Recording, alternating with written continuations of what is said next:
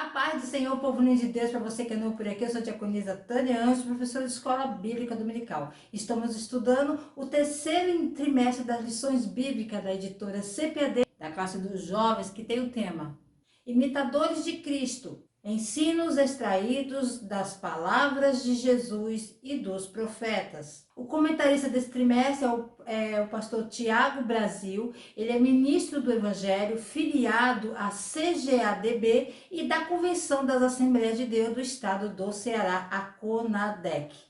A lição de hoje é a lição 1, morrer para viver, abrindo mão do eu para seguir a Cristo. Vamos aqui abrir um panorama dessa carta que estudaremos hoje. A carta de Paulo aos Romanos é um livro interessante.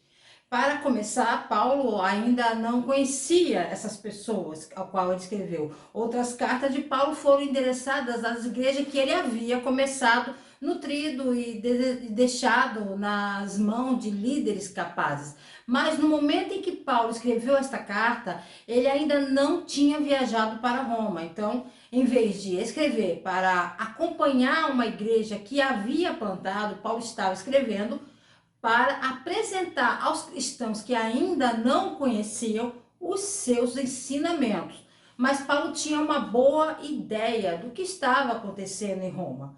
Ele sabia que um grupo de cristãos judeus estavam pressionando os gentios a observar as leis judaicas, e ele sabia que convencer a igreja em Roma a depender apenas da graça exigiria uma mensagem cuidadosamente redigida. Então Paulo teve o cuidado de esclarecer sua própria teologia para os cristãos em Roma, em preparação para o ensino que ele ofereceria quando finalmente chegasse. Cristo morreu, Cristo ressuscitou, Cristo voltará. Nós morremos para o pecado, estamos ressuscitados para uma nova vida com Ele. E quando Ele voltar, estaremos prontos para nos juntar a Ele na glória eterna. É um paradoxo que muitas vezes experimentamos a fraqueza da nossa carne, na força de seus desejos pecaminosos e compulsões. É enlouquecedor, porque nossa carne frequentemente exige pensar ou fazer coisas diferentes do que deveríamos estar pensando ou fazendo no momento. Estes variam de levemente distrativo a perturbadoramente obscuro. Essas experiências fez Paulo gritar: homem miserável que eu sou, quem me livrará do corpo desta morte? E se não fosse pela graça de Deus em relação a nós, nossa carne nos manteria escravizados. Texto principal: porque se vivemos para o Senhor, viveremos; se morremos para o Senhor, morreremos. De sorte que ou vivamos ou morramos, somos do Senhor. Romanos capítulo 14, versículo 8. O resumo da lição diz assim: o cristianismo é um convite a uma vida dedicada exclusivamente à glória de Deus. O texto bíblico base dessa aula, Romanos capítulo 6, do versículo 1 ao 4. O texto bíblico base dessa aula, Romanos capítulo 6, do versículo 1 ao 4. Os objetivos da lição compreender o fato de que recebemos uma vida nova em Jesus Cristo, saber que fomos livres do pecado, mostrar que em Jesus Cristo nascemos de novo. Não se esqueça de deixar o seu like, de curtir, comentar aí qual estado que você está assistindo esse vídeo e compartilhar pelo menos com mais uma pessoa que você estará ajudando nesse canal a levar o ensino da palavra de Deus, ok? Então vamos lá. Tópico 1, a vida nova que recebemos. Subtópico 1, a graça que nos faz mudar de vida. O verso 1 diz assim: o que devemos dizer então? Vamos continuar no pecado para que a graça possa aumentar? Ou seja, devemos continuar no padrão do pecado porque o perdão é garantido e temos direito de estar com Deus apenas pela fé? A graça de Deus está disponível para todos os que acreditam e que é apenas através da fé que nos tornamos justos. Paulo, imagina, os seus oponentes respondendo a este argumento com um dos seus, a graça livre não apenas promove o pecado livre. Se a graça de Deus é tão livre, tão abrangente e não há nada que eu possa fazer para merecê-la, por que se preocupar em ser bom? Se Deus vai me perdoar de qualquer maneira, por que não continuar pecando para preencher meu coração? Na verdade, não faz sentido pecar, mas para que Deus possa me perdoar mais, né? Não é lógico isso? Uma vez salvo, salvo para sempre. Sua resposta no versículo 2, de modo nenhum. Claro que não. Não continue pecando achando que a graça pode aumentar. E por que não? Olha a resposta que vem em uma pergunta, no verso 2, da parte B. Como devemos que nós que morremos para o pecado ainda vivemos nele? Ou seja, já que você morreu para o pecado, você não pode continuar vivendo nele. Pessoas mortas não pecam. Quando Cristo morreu, os crentes, em algum sentido crucial, morreram nele e com ele. Quando Cristo se levantou, os crentes, em algum sentido crucial, foram feitos vivos nele. Portanto, os crentes são ordenados a tornar-se, na prática, o que estamos em Cristo, mortos ao pecado e vivos para Deus. Subtópico 2. O batismo como imagem pública de nossa decisão interior. Batismo é uma prática realizada apenas uma vez na vida do cristão e significa nossa morte e ascensão com Cristo pela fé. A ceia do Senhor é uma ordenança realizada na vida cristã para significar que nunca paramos de viver pelo alimento espiritual que vem da morte de Jesus por nossos pecados. É uma coisa incrível que ambas as duas ordenanças que Jesus nomeou para nós significam principalmente a morte de Jesus. O que então Paulo nos ensina sobre o batismo em Romanos 6, 3 e 4? Paulo está dizendo, você não sabe? Ou você é ignorante? Significa que a morte de Cristo foi um evento único. Ele não vai morrer novamente. Este é um princípio básico que os romanos podem não ter compreendido. Esse princípio é que o crente morreu para o pecado. Esta morte ao pecado é ilustrada pelo batismo do crente. Quando uma pessoa acredita em Jesus Cristo, ele ou ela deve ser batizado. Esse batismo é um testemunho pessoal que Deus ordenou aos crentes. Batismo por imersão é o testemunho de uma pessoa de que sua fé está em Cristo e que ele ou ela tem parte em sua morte. Estamos dizendo, por nossas ações, quando Cristo morreu, eu morri. Se um crente, ser crente é dizer, porque Cristo morreu por mim, eu estou morto, eu morri também. Há muito mais profundo. Enquanto estamos imersos na água, estamos dizendo, quando Cristo foi enterrado, eu fui enterrado. O verso 4, portanto, estamos enterrados com ele pelo batismo até a morte. O enterro é a guarda de um cadáver. Quando fomos batizados, dizemos que nossa antiga vida, aquela vida do pecado, foi enterrada quando ele foi enterrado. Qual é a pior coisa que poderia fazer a um cadáver enterrado? A pior coisa que pode fazer a um cadáver enterrado é desenterrá-lo. A pior coisa que você pode fazer como cristão é desenterrar sua vida passada do pecado e viver da mesma maneira. Subtópico 3. Nossa associação com Jesus de Nazaré deve ser significativa.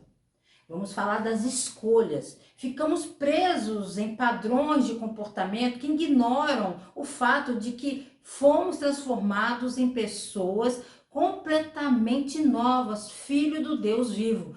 Paulo achava que os cristãos romanos estavam agindo como se o pecado fosse uma coisa boa, argumentando que quanto mais pecavam, mais Deus o perdoaria. Se você está falando com alguém que afirma ser um seguidor de Cristo, ou você conhece alguém que diz que é cristão e ainda assim sua atitude é que eles podem pecar sem qualquer consequência, então você tem a permissão de Deus para amorosamente, ainda firmemente, dizer-lhes que estão completamente errados. Não há espaço para isso baseado na Bíblia. Não existe graça barata, custou a vida do próprio Filho de Deus, e não temos o direito de zombar dele, entregando-nos a um comportamento imprudente, tudo porque caminhamos por um caminho, ou fez uma oração, ou foram batizados, ou foram confirmados, ou quer que seja,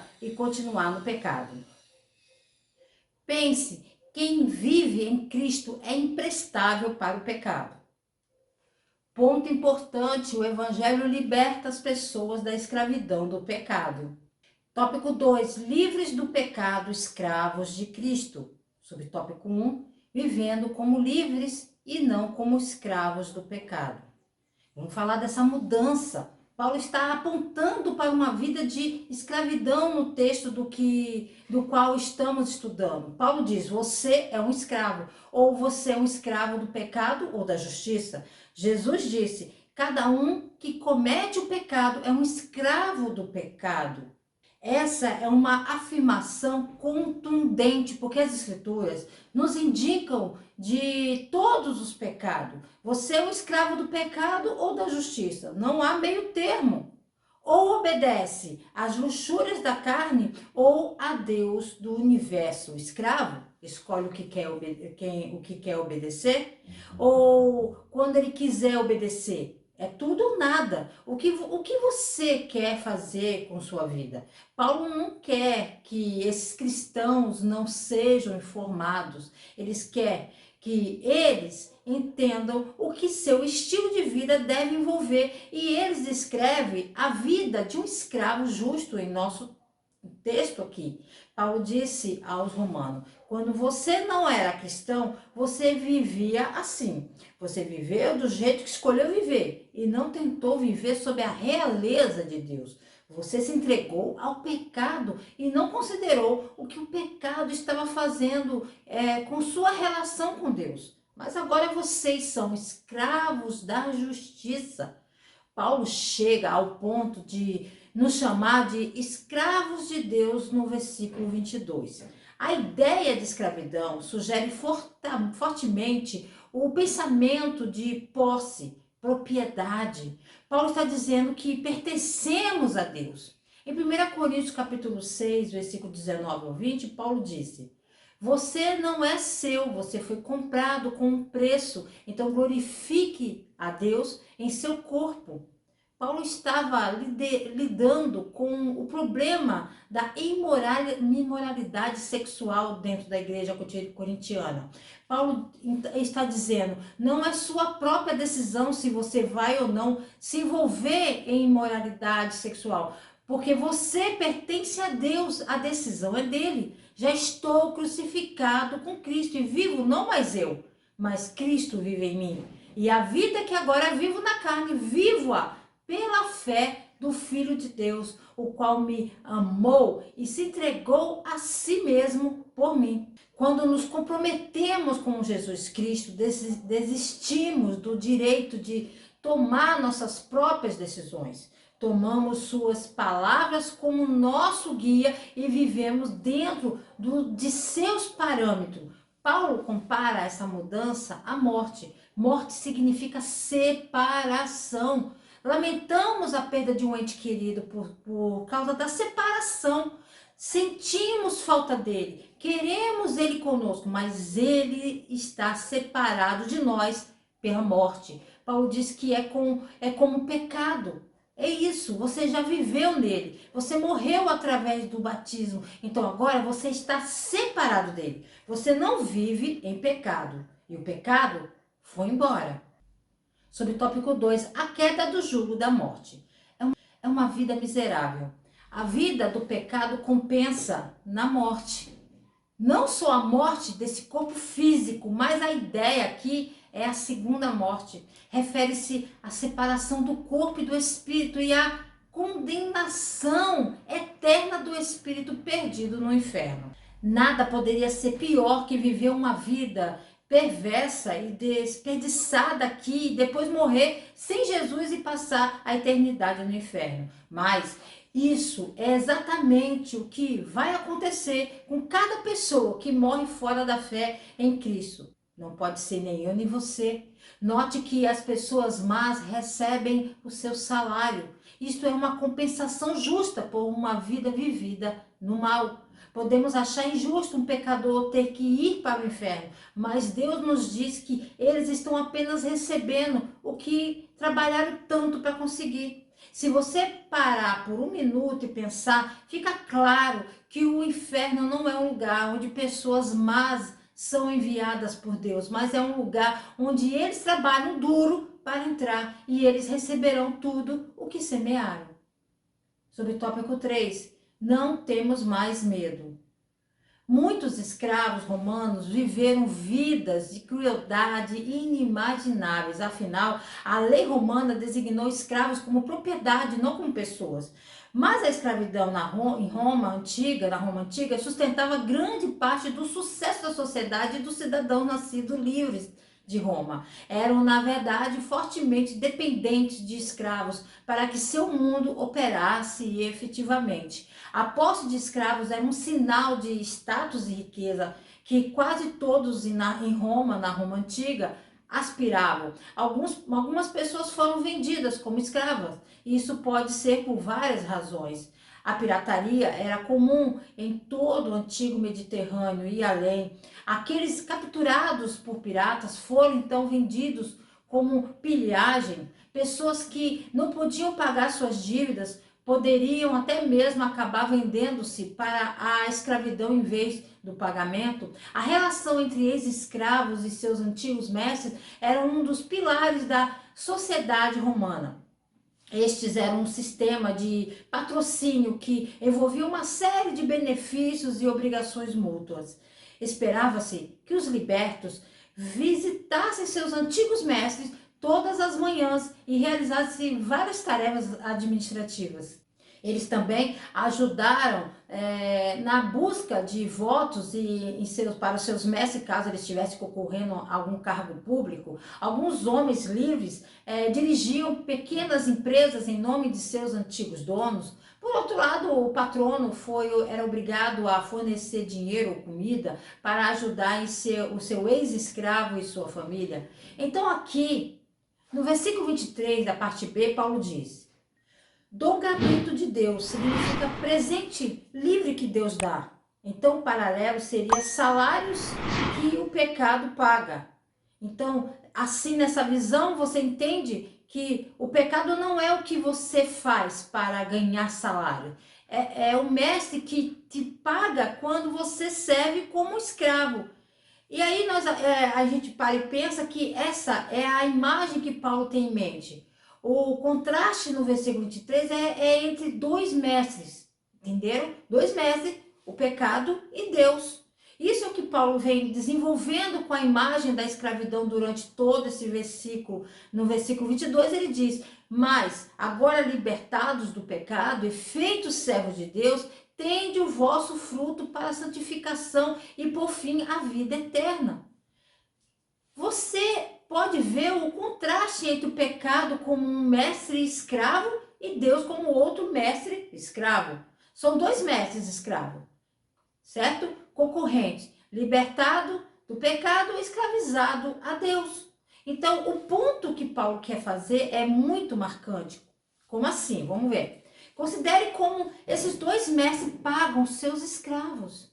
O salário do pecado é a morte. Mas o dom gratuito de Deus é a vida eterna em Cristo Jesus, nosso Senhor. O mestre escravagista, ele paga com o salário do pecado, que é a morte. E o mestre, ele dá a vida, ele dá dom, ele dá vida eterna. Um mestre paga, o outro mestre dá. O mestre paga e o outro mestre dá. Qual a diferença entre o salário e um presente? O salário é algo que você ganha. O presente é algo que você não ganha e não pode ganhar. Um salário é uma questão de dívida e justiça. Um presente, um dom, é grátis. É uma questão de beneficência, de graça. Você pode levar alguém ao tribunal por não pagar o seu salário, mas você não pode levar ninguém ao tribunal por não lhe dar um presente de graça. Você merece seu salário. Você não merece um presente de graça. Caso contrário, não seria de graça. Pense em Cristo. Nascer de novo é ter a dignidade humana restaurada. Ponto importante, a experiência do perdão concede-nos a certeza do céu. Tópico 3, já posso viver, pois nasci de novo. Subtópico 1, discernindo a obra de Cristo por nós. Assim também vos considerai-vos certamente mortos para o pecado, mas vivos para Deus em Cristo Jesus, nosso Senhor. Romanos 6:11. Acreditamos que Cristo morreu por nosso pecado e louvamos a Ele que o preço do pecado foi pago, mas é igualmente importante acreditar que Cristo morreu para o pecado. Devemos levar essa verdade a sério, pois nossa identificação com a morte e ressurreição de Cristo não só pagou a pena pelo nosso pecado, mas também nos separou de nossa relação adâmica, transferindo-nos da raça caída e pecaminosa de Adão, onde fomos imputados com o pecado, para a nova e perfeita graça de Cristo, onde somos imputados com a justiça de Cristo. Já estamos totalmente perdoados e absolvidos e declarados justos e justificados em nossa união com Cristo apenas pela fé. E já estamos libertados da escravidão ao pecado, ou seja, do poder do pecado com a direção definidora de nossas vidas. E já somos capazes, pela fé, de crescer cada vez mais triunfante sobre o pecado em nossas vidas diárias, mas ainda não somos aperfeiçoados em nossa experiência diária e terrena. Devemos lutar e a luta da fé e nos tornar em experiência pela fé o que estamos perfeitamente em nossa união com Cristo. Paulo colocou assim aos Filipenses: não que já a tenha alcançado ou que seja perfeito, mas prossigo para alcançar aquilo para o que fui também preso por Cristo Jesus. Filipenses 3:12. Subtópico 2, o fim do império do pecado. Ser um escravo de Deus é bom. Normalmente, quando pensamos em ser um escravo, temos uma opinião muito negativa sobre isso. Alguém pode querer ser um escravo? Por que não queremos ser um escravo? Normalmente, porque as condições dos escravos são muito ruins, lógico. Seus mestres são geralmente gananciosos e perversos. Eles são maltratados, eles não têm liberdade, eles são propriedade de outro, eles não podem tomar decisões ou planos para si mesmo. Como é a nossa posição como escravo de Deus? Em primeiro lugar, ele é um mestre perfeito. Ele cuida de seus escravos e os ama até os trata como criança. Além disso, ele esbancha seus escravos com todas as sortes de bênçãos inimagináveis e os nomeiam como herdeiro de seu reino. Enquanto ele estabelece princípios para seguirmos, estes são para nossa proteção e nosso bem. Seguindo, teremos mais alegria. Finalmente, ele também nos dá uma certa quantidade de liberdade cristã, enquanto vivemos dentro dos princípios que ele estabelece para nós. Como podemos explicar que a Bíblia nos chama de amigos e filhos de Deus, mas também nos chama de escravos? Como? Como a relação que temos com Deus é bastante complexa e multifaceta, a Bíblia usa várias maneiras de descrevê-las, incluindo amigos, crianças e escravos. Cada um descreve um aspecto diferente da nossa relação com Deus. O homem que nasce de cima não é mais um escravo do pecado. O homem regenerado não está mais em cativeiro ao princípio do pecado que prende todos os que nascem da raça caída de Adão. O homem ou a mulher que foi salvo pela graça, também da fé em Cristo, foi libertado da escravidão para o pecado e é devolvido à comunhão com Deus a partir do momento da salvação. Enquanto escravos terrestres precisam obedecer, eles não precisam obedecer do coração. Seus mestres estão satisfeitos se fizerem o seu trabalho. Eles não se importam tanto com sua motivação ou suas atitudes, mas Deus nos mantém em um padrão ainda mais alto. Ele olha para os nossos corações, nossas motivações, nossas atitudes, não apenas nossas ações. Subtópico 3. Uma vida consagrada a Deus. Todos os crentes são colocados em união com Cristo, posicionamento santificado. No momento em que depositam sua confiança na morte, na ressurreição do nosso Senhor Jesus Cristo, pelo perdão dos pecados. Uma vez que fomos salvos e colocados nessa união inquebrável com Ele, cada cristão é separado por Deus. Todo crente é santo ao Senhor na salvação e a partir desse momento embarcamos em um processo de santificação ao longo da vida, santificação prática ou progressiva. Como o Espírito Santo trabalha em nossa vida para gradualmente nos mudar, para que nos tornemos mais como o Senhor Jesus. Há uma batalha em andamento para nossos corpos. O velho mestre escravo, o pecado, foi derrotado por Cristo, mas o pecado continua a nos atacar, no entanto. Ele tenta nos governar, mas não devemos deixá-lo. O pecado tomará conta do máximo que permitimos, por isso devemos resistir a ele, não deixá-lo governar em nossos corpos mortais, como Paulo diz. Não desista, lute contra isso. Se você realmente gosta de pecado, você não vai desfrutar da vida eterna com Jesus. Você vai experimentá-lo como uma frustração eterna em vez disso. Pense, o grande desafio do cristianismo é destruir o ídolo chamado ego. Ponto importante. Princípios cristãos não são negociáveis, eles são a base de nossa fé. Para concluir, os filhos de Deus são aqueles que seguem a liderança do Espírito Santo de Deus, seguindo a palavra viva de Jesus. Eles ficam acordados, ficam ligados, permanecendo alerta, orando no Espírito e ligados em Espírito. Eles, como os primeiros discípulos, não fazem nada disso perfeitamente ainda. Mas apesar de tropeçarem, às vezes caminham pela fé nas palavras de Jesus e não pela visão de seus desejos carnais.